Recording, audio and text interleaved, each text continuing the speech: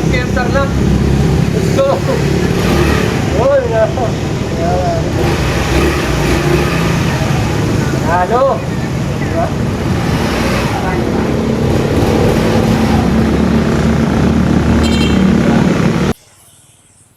So guys, ito, nandito tayo ngayon sa FKM Tarlac City. Wow. At bakit tayo nandito? Kasi meron tayong brand new scooter na ilalabas today. And I'm so excited mga idol kasi siyempre, ito yung gustong-gusto natin eh. Nung nilabas to ng FKM motorcycle, talagang nabighani na tayo dito sa itsura niya, sa design at sa style. No? Pangalawa, yung presyo. Napaka-affordable. And hindi na tayo nagtataka bakit naging trending, hype, at ang dami pong gustong bumili nito. Kaya mga idol, samahan niyo ako dito sa FKM Tarlac para pakita natin sa inyo yung ating brand new na scooter. Let's go mga idol, excited na tayo. Idol, let's go sa loob. At nakita nyo, meron tayo ditong display ng brand new Hunter 150. Ito yung napaka-forma nating bagong 150cc adventure scooter. BMW yung kanyang front face na design. At meron pang auxiliary lights. Pang-adventure yan. Napaka-pogi niyan. And let's go sa loob mga idol. So dito, marami silang mga naka-display mga model din ng FKM. Yung mga latest nilang 500cc, ARY 500, yan po, 298,000. Falcon X400, 208,000. Napaka-forma nito mga idols. Pwede nyo i-apply din yan via financing or cash. And yung scooter nila na 400cc, Slick 400. Ayan mga idol, napakaganda rin itong gamitin. Ilang beses na natin itong nagamit. And here, eto na si Idol. Ayan, mapakita natin si Sir Joey and si Madam. So, eto po yung ating ilalabas today. Grabe oh. Ang pogi nitong ating Hunter 150. White color po yung napili natin kasi talagang iba yung dating niya eh. Ang astig eh. So, tanungin natin si Idol. Boss, magkano ba pag binili natin to ngayon ng cash? 78,000. Ano na yon? Sagad na yon. Wala nang idadagdag. Yes, sir. Do, diba? Dito lang yan sa FKM, mga idol. Kasi nga, ang kanilang unit dito, 78,000. Free na yung TPL insurance. Nice. At free na rin yung registration. Ito pang mga kasama pang previous niyan. Ayan, idol. Pakita ko sa inyo. Ito. O, diba? Napakaganda ng kanilang previous. Saan ka makakakita ng ganitong motor na may ganitong klaseng previous? Nakita niyo yung Motul Oil? Tatlo yan, mga idol. Yan po ay free natin pag magpa-PPMS tayo dito. So, papakita natin sa inyo yan in our next vlog. And ito yung napili nating accessories din. Free top box, SEC Moto Supply top box. Ayan, napakaganda, di ba? And free half-face helmet from SEC Moto Supply din. So, shoutout po sa FKM Motorcycle. Thank you very much. Napakaganda ng ating previous. And, siyempre, excited na tayong magamit to ngayon. Gustong-gusto na nating masubukan to. And sineset up na po ni Idol Joey, ng FKM Tarlac. Ayan. So, unang-una natin nagustuhan, bakit ba natin binili to?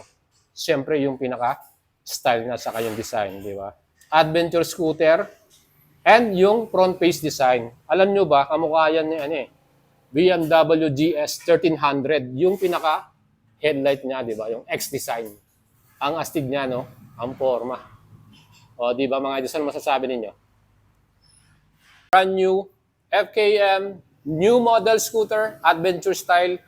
Etong Hunter 150. Bakit ba natin ito nagustuhan? Sabi ko nga sa inyo, yung pinaka-front face design, ang forma. Pangalawa, yung mga features nito. Meron na rin siyang USB charger. Yan, malaking compartment. Gulay board. So, gagamitin natin to pang service natin pag tayo po yung nagbablog. Alam nyo naman, marami tayo lagi dalang gamit, no? So, perfect itong motor na to para sa akin.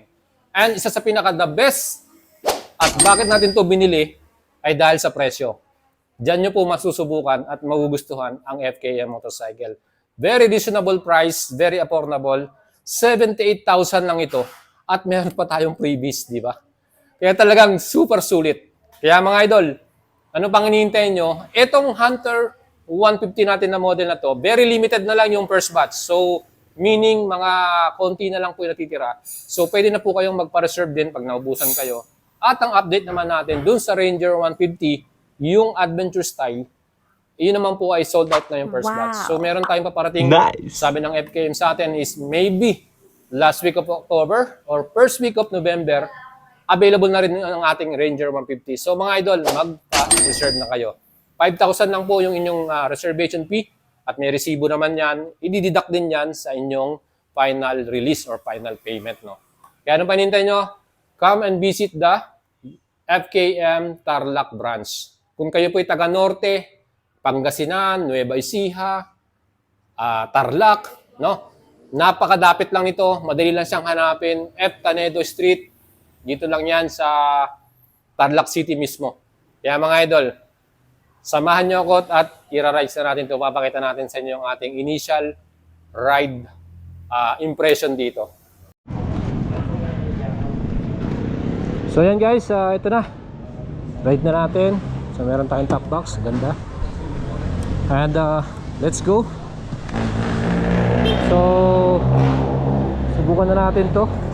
Lagyan na natin to cellphone natin dito. So tayo po ay uuwi ng Pangasinan. Nandito tayo sa Tarlac City. Ayan. Yung ating mirror, tingnan natin.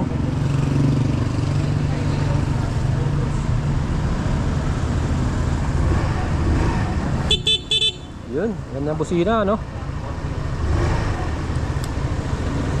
Let's go. Pagkasulinahan muna natin to. Dahil ito po ay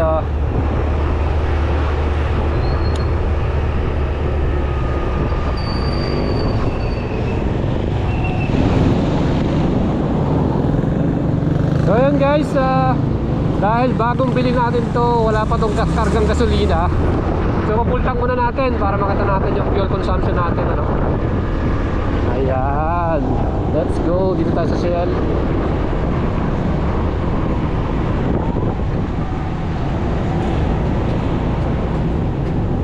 Ayan.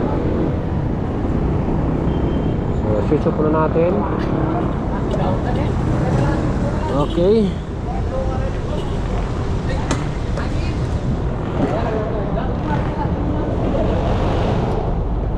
So 7 liters to, dahil pakarga ako full tank. Ako kaya? Sabi. Anong gas mo? Unleaded. Unleaded. So full tank natin.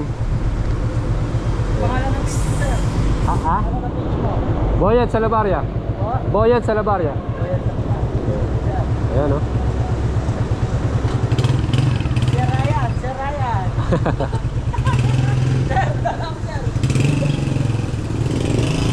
6 liters, sakto. Full tank. Ayan, 500 pesos. Thank you. Ayan, si Idol. Thank you, meron tayong karga. Wala po. So yan guys, 6 liters yung kinarga natin, no? O, diba? 351, 6 liters. Kasi meron na itong 1 litro na karga eh. Ayan. Ayan, tignan natin yung ating Odo. Dahil 7 liters to. Ayan, meron tayong 5 km na tinakbo, no? So, tingnan natin ulit. Mamaya pa nagpakarga tayo para sa consumption natin dito sa Hunter 150. Ayan guys, no? Ang pogi, di ba? Sir, pag ano sir, download po kayo na loyalty card ng Chef. Sige. Thank you po. Thank you. Sir. So, let's go.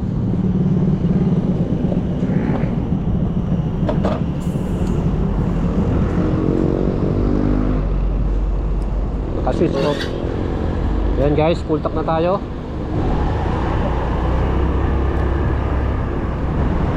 So mga idol, eto at nasa highway na tayo. So maging takbuhan natin ay nasa ano lamang 60. So umabot lang tayo ng 70 km per hour. Kasi nga break-in period pa tayo. Hindi natin masyadong sasagad to. So yan. ang ating naging initial ride impression natin sa Hunter 150. Unang-una na lang dyan yung sa engine ano. So dahil 150cc to, 2 valves, air cooled at fuel injected naman, siyempre hindi natin aasahan talaga yung sobrang lakas ng power at torque. So nasa medium level lang ito. Kumbaga pwede tayong tumakbo ng sakto lang dito sa brand na to or sa model na to, no? And sa upuan, yung kanyang seat ay talagang komportable, malambot at makapal yung foam. Kahit medyo nakaka 50 km na tayong takbo ay hindi naman sumasakit or hindi natin napipil yung tagtag sa puwet natin. So meaning maganda at pasado sa atin ang upuan.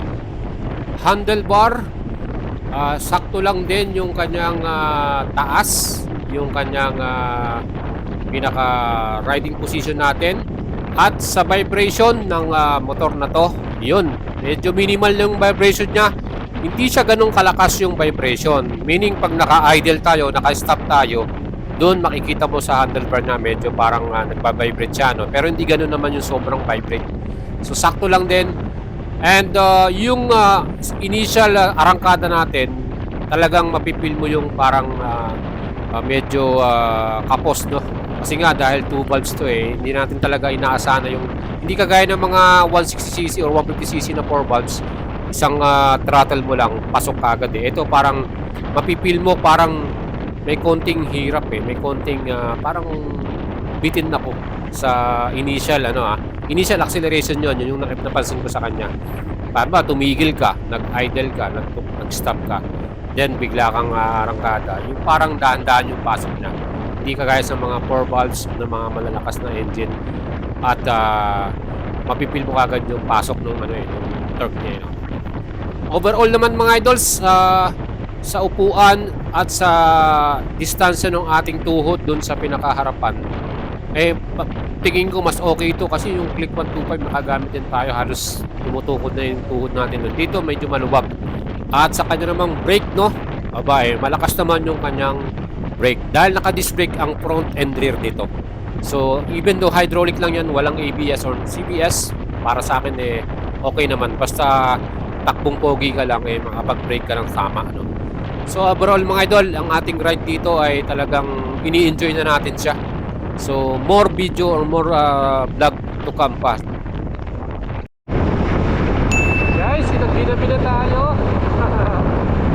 Pero salamat naman na nandito na tayo sa Pangasinan, sa Calasiao. Malapit-lapit na rin tayo sa ating bahay. And so far so good.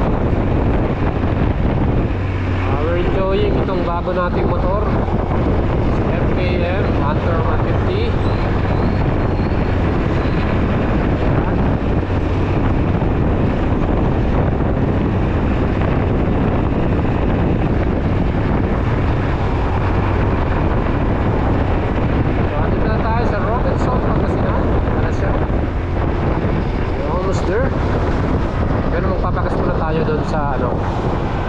Sa Uni Oil. Malakas yung ilaw niya, yun ang gusto ko sa kanya.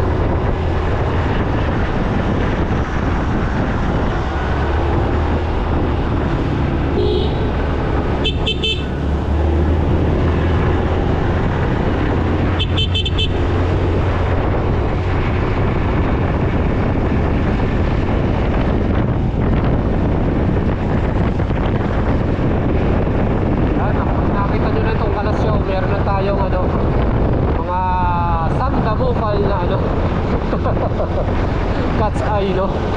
Grabe yung kaliwat kanan, cat's eye yan. Kalasyaw na kayo. Papakasuli naman tayo mga idol. Bago ang lahat. Yan.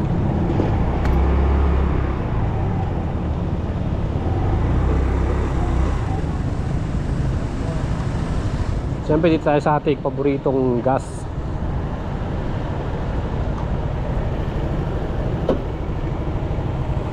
Ikaan lang siya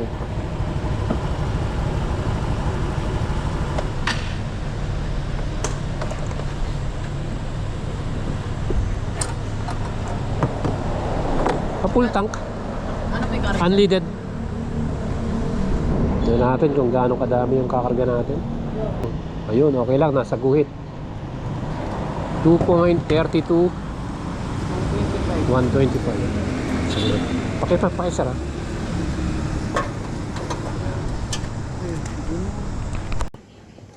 Na full tank natin. 118 na ito. 120. So, ayan. So, full tank na ulit. 91 kilometer na yung odo natin. So, ayan. Makagastos tayo ng 2.32 liters. At kung susumahin natin ang naging consumption natin, 91 kilometer, divide natin sa 2.32 liters na naging consumption niya. 39 kilometer per liter ang naging fuel consumption natin sa ating takbo dito. Siyempre, highway ride tayo, no? So, meaning, usually, straight yung ating mga rides, no? Wala tayong masyadong stop and go. So, ayan mga idol, ginabi na tayo. At nakita naman yung ating ilaw, ano? So, talagang malakas siya, no? Siyempre, papakita natin sa inyo yung, actual na ilaw natin. Ayan. So, guys, after natin magbiyahe ng malayo, no? Ito na. So kung papatay natin yung ilaw natin, yan. 'Di ba? So pag inopen natin yung pinaka low beam, ayan. So malakas siya, 'di ba? So mga idol, na masasabi niyo sa ating ilaw. And para sa ating high beam, ayan, meron tayong yellow color, no. So makikita niyo diyan sa ating ilaw natin, meron tayong yan, 'di ba? Lakas, oh. Oh. Low beam. So yan guys, ano masasabi nyo sa ating ilaw para sa ating Hunter 150? Yan. So rough road pwede rin tayo dahil naka dual purpose yung tire natin. So meron kasi tayong dinadaan ng mga kagaya nito. And yun, walang ilaw. So ang laking bagay talaga nitong Hunter 150, ano? Kasi meron na tayong built-in na auxiliary lights. Ayan. So kitang kita natin yung daan, ano? High beam, oh. Diba? So sa high beam natin, yan makikita natin, oh. So perfect talaga tong scooter natin na to, no, mga idol. So anong masasabi nyo ngayon, mga idol? Para sa akin talagang goods na goods tong ating Hunter 150, no? Diba?